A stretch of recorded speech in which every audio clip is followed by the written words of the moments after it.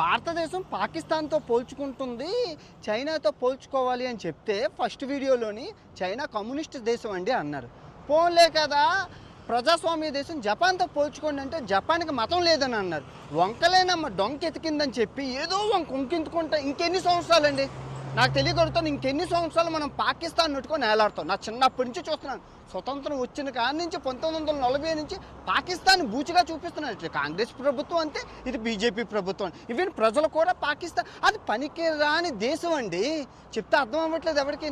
నువ్వు బాగుపడే వాడితో కంపేర్ చేసుకుంటా నీ జీవితం బాగుంటుంది. సంకనాకిని పోయిన వాడితో కంపేర్ చేసుకుంటానంటే నాకు తెలియకొడతాను. పోనీ అదంతా ఎందుకు. ఈ బ్రెజిల్ చూడండి, ఈ కొస నుంచి 10 కిలోమీటర్లకి అభివృద్ధి చెందింది. వీళ్ళ జీడిపి అంతా 2 ట్రిలియన్, మన జీడిపి అంతా 4 ట్రిలియన్. మన జనాభా అంతా 120 కోట్లు, 140 కోట్లు. వీళ్ళ జనాభా అంతా 20 కోట్లు. చూడండి ఎంత డబ్బు. వీళ్ళు